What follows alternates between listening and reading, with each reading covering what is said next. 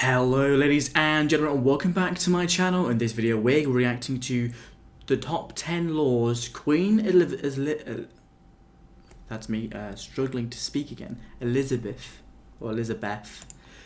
does not have to follow. So pretty much the top 10 laws the Queen of England does not have to follow. That would have been a lot easier for me to say. But yeah, before we get into the video, I have to quickly state that 95% of you guys who are currently watching my content are not subscribed, and I don't know why. It's quick, easy, and completely free, and it will also make sure that you know exactly when I'm going to upload, especially if you hit that notification bell, you know, that extra step, and it would mean a lot to me. But as well, if you want to go an even extra step, and I would love that, if you like the video, comment down below. That would mean a massive amount. Even if you don't comment anything crazy, it could be, I don't know, how are you doing today? It could be a constructive criticism. It could be a video you want me to react to. It could be a rant. You can rant down below. As long as it's not offensive or bullying or annoying anybody in any way, it's a safe place to go. But yeah, without further ado, let's get in with this reaction. Hello and welcome back to Most Amazing Top 10. I'm Rebecca Felgate, and today we're talking about the Queen of the United Kingdom and the Commonwealth, Queen Elizabeth II. Queen Elizabeth is now the longest reigning monarch in the world. She's gone from living in a time where royalty had more power to a time that they have relatively little. However, there are still some laws that Queen Elizabeth does not have to follow. Coming in at number 10, she can eat a swan. In the UK, it is illegal to hunt swans. Yeah. While we're able to eat chicken, pheasant, duck, pigeon, turkey and things like that, in the United Kingdom it is not okay to kill and eat a swan. The swans in the UK are protected by the Queen, who also owns all of the mute, unmarked swans, as well as all of the swans on the River Thames. As the Queen partially owns the swans, she could, in theory, indulge in her forefathers' favourite meal of roasted swan with stuffing. She probably won't though. She takes her duty as swan protector pretty seriously. I feel like I've said swan a lot. Coming in at number 9, she doesn't need a driving licence. That's insane.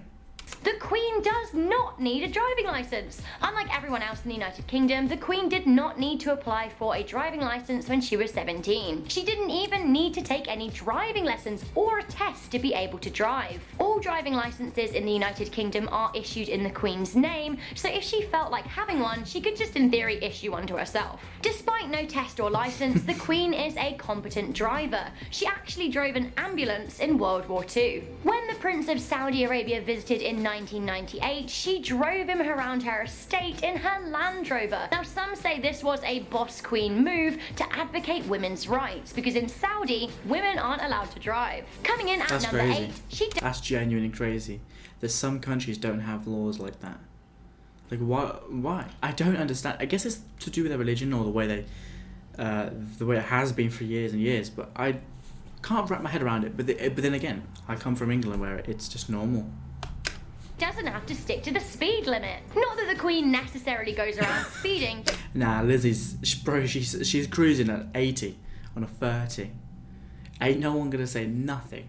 Technically, she does not have to abide by the speed limits. Queen Elizabeth's sister, the late Princess Margaret, didn't have the same privilege, as she was once fined for speeding. Rumour has it, Elizabeth does like to drive pretty fast, but these days she does almost exclusively all of her driving on her own private estates. Coming in at number 7, she doesn't need a passport. A lot like with the driving licence, the Queen can travel freely without a passport. She is one of only a very small handful of people that are able to travel without the otherwise legal requirement. Even huge celebrities like Taylor Swift will need to get their passports checked before they enter a country. This is an exemption saved only for monarchs. All British passports are issued by Her Royal Majesty, so again, in theory, she could just issue herself one. But what's the point? It's only one more thing that she's likely to forget when she packs for her holidays. Coming in at number 6, she is exempt from freedom of information requests. Like most countries, the United Kingdom has a freedom of information system that allows the press and public to reasonably ask questions about various situations. Many say this is vital in a democratic society like in the UK, but the royal family have used their powers to block the Freedom of Information Act from applying to them. To put it simply, the Queen's affairs, her family affairs, they are absolutely private. Coming in at number 5, the Queen doesn't have to pay tax. while all working UK citizens See, now that is crazy because our tax goes towards funding security and all sorts for the royal family, but they don't pay tax because the tax goes to them. by law have to It's pay insane. tax on their earnings, the Queen does not have to. However, she has voluntarily paid tax since Oh. 1992, which That's crazy. That's mad respect. is very good of her. Coming in at number 4, she can start a war and she can refuse to make peace. While this technically isn't a law, the Queen is the only person who can legally declare war and peace. While this usually is carried out by Parliament, it absolutely cannot happen without royal approval. If the Queen wanted to declare war on America tomorrow, she legally could and the countries would be at war. Coming in at number 3, the Queen can refuse laws. Laws don't Yeah, I think that's the one thing I did know, because if Parliament comes to a massive agreement, because obviously Parliament have to discuss new laws and things that need to change, and it'll all happen without her. But if she wants to step in and say no, I'm pretty sure. Well, I'm pretty sure that's still a thing that she can do.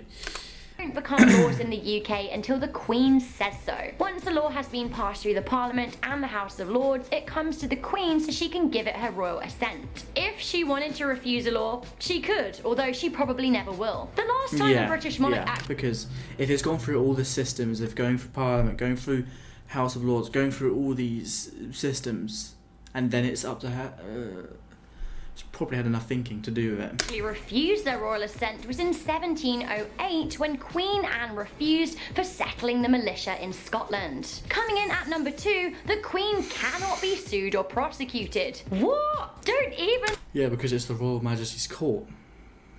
think about trying to sue the Queen because you legally can't. She Yeah. also cannot, as monarch, be sent to jail. Neither does she have to give evidence in court. This actually applies internationally too. The Queen is above the law. So this kind of leads me to my number 1 point. This list could have actually been our first ever most amazing top 1 because really, the Queen can break any law. The monarch of the United Kingdom is I don't think she can break every law.